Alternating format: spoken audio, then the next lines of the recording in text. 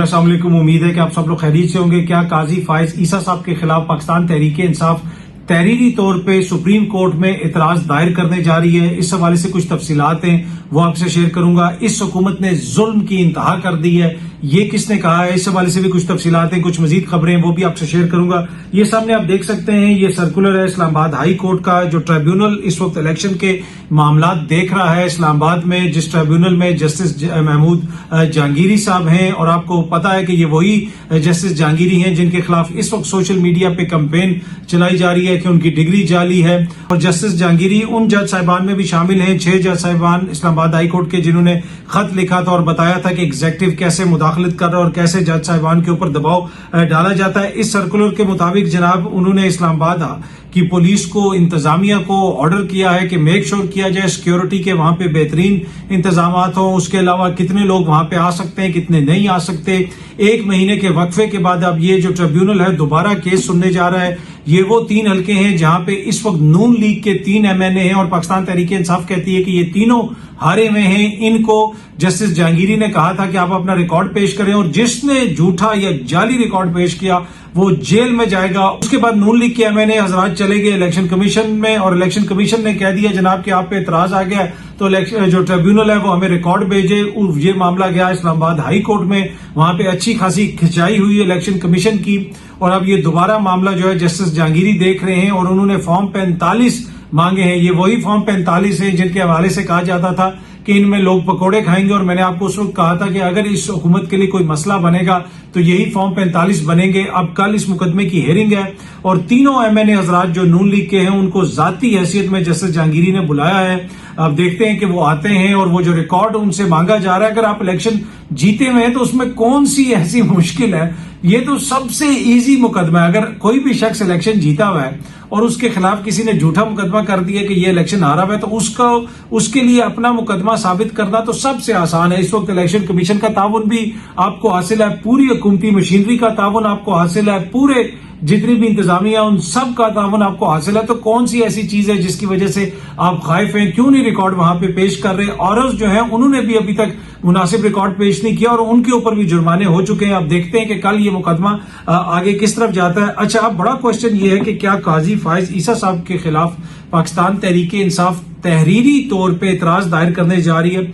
इमरान खान तो तकरीबन 3-4 महीने से कह रहे हैं कि काजी फाइज ईसा साहब के खिलाफ एतराज दायर किया जाए, उनके ऊपर एतराज उठाया जाए, उनको कहा जाए कि आप हमारे जो मुकदमात हैं उनको ना सुने। अब इमरान खान ने दोबारा कहा कि जो भी हमसे रिलेटेड मुकदमा होता है, तहरीक इंसाफ से रिलेटेड मुकदमा होता है, काजी फाइज ईसा साहब उस बेंच का हिस्सा बन जाते हैं, उनको नहीं बनना चाहिए।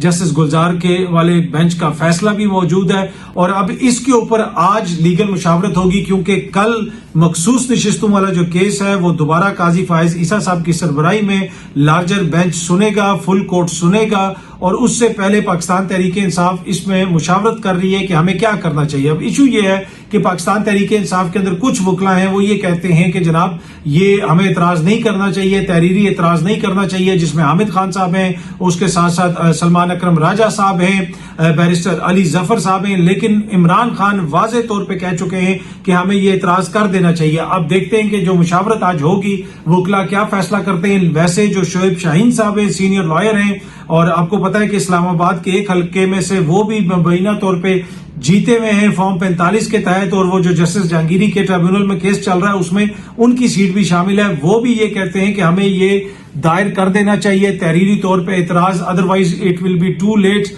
बहुत सारे लोग ये कह रहे हैं कि ये एतराज पहले दायर हो जाना चाहिए था, अभी तक क्यों नहीं किया गया?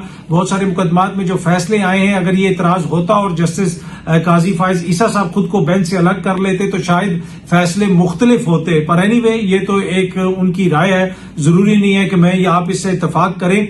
लेकिन ये भी जरूरी नहीं है कि अगर कोई एतराज किया जाएगा तो जज साहब अपने आप को अलहदा कर लेंगे। वैसे जस्टिस मंसूर अली शाह साहब ने अपने आप को अलहदा कर लिया था, लेकिन जस्टिस सरदार तारिक मसूद साहब जो हैं, जिन्होंने ये कहा था कि ये बुनियादी हकूक पता नहीं हमें कहां लेके जाएंगे, और जिनके फैसले के बाद ये इंतजामिया को छूट मिली थी کہ وہ ضمانت پہ کوئی بندہ رہا ہوتا ہے تو اس کو دوبارہ گرفتار کر لیا جائے.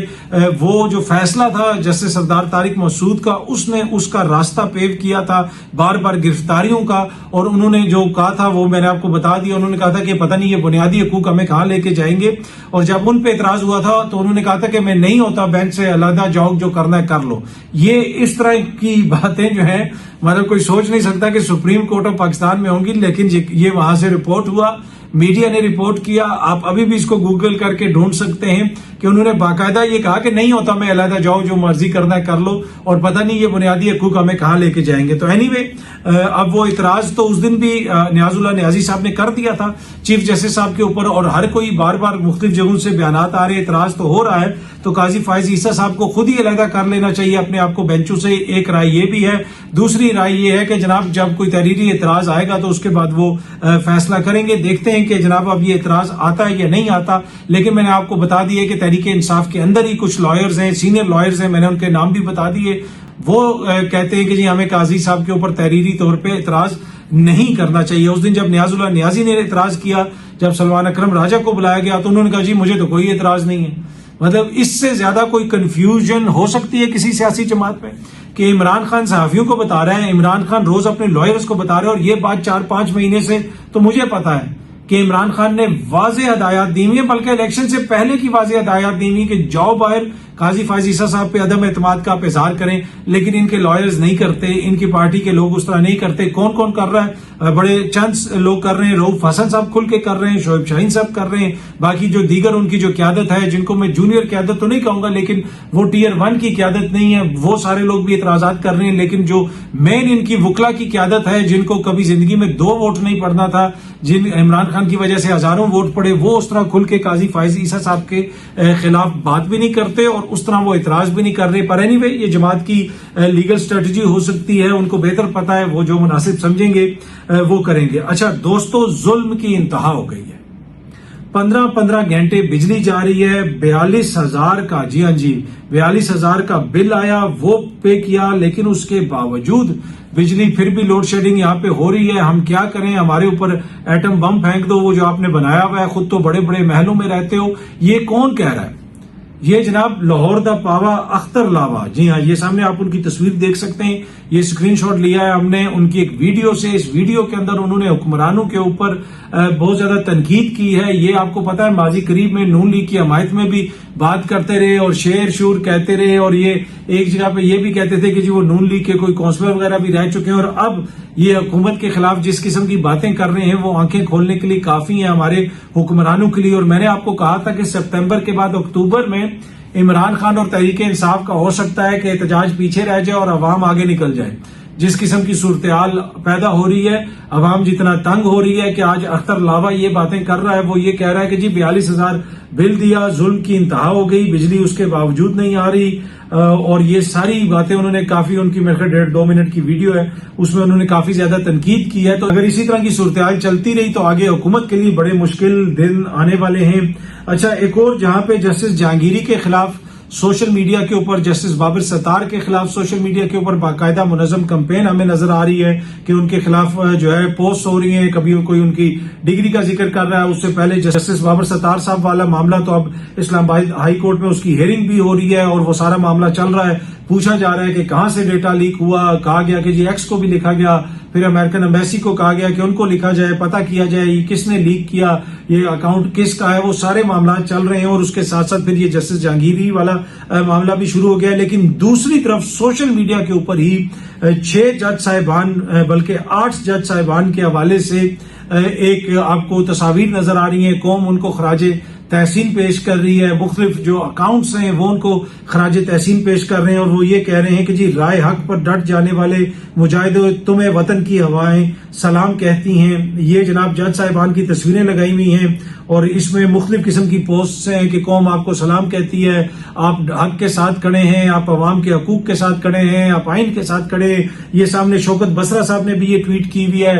اس کے علاوہ اور بھی بہت سارے اکاؤنٹس ہیں جہاں پہ یہ جتنی بھی میں نے باتیں کی ہیں ساری باتیں اسی طریقے سے سوشل میڈیا کے اوپر شیئر ہو رہی ہیں. ان میں اگر آپ جج صاحبان کو دیکھیں تو ان میں جسٹس ارباب محمد طاہر صاحب ہیں، جسٹس سردار اعجاز اسحاق خان صاحب ہیں، جسٹس بابر ستار صاحب ہیں، جسٹس طارق محمود جہانگیری صاحب ہیں، جسٹس سمن رفعت امتیاز صاحب آئے، جسٹس اطہر من اللہ کی بھی کسی جگہ پہ میں نے تصویر دیکھی تھی، جسٹس محسن اختر کیانی صاحب ہیں، جسٹس شہزاد ملک صاحب ہیں، اور جج محمد عباس۔ جج محمد عباس وہ ہیں جنہوں نے خط لکھا تھا لاہور ہائی کورٹ کے چیف جسٹس کو کہ ایجنسیاں ہمیں دباؤ میں لانے کی کوشش کر رہی ہیں، جو اینٹی ٹیررزم کورٹ کے جج ہیں سرگودا کے، ان کی تصویر بھی اس میں ہے، اور یہ وہ سارے جج صاحبان ہیں جنہوں نے خط بھی لکھا تھا، اس میں وہ جج صاحبان بھی شامل ہیں۔ تو ایک طرف جہاں پہ کچھ ایلیمنٹس جو ہیں وہ معزز جج صاحبان کو ٹارگٹ کر رہے ہیں، وہاں پہ آپ کو ایک بڑا سیگمنٹ نظر آتا ہے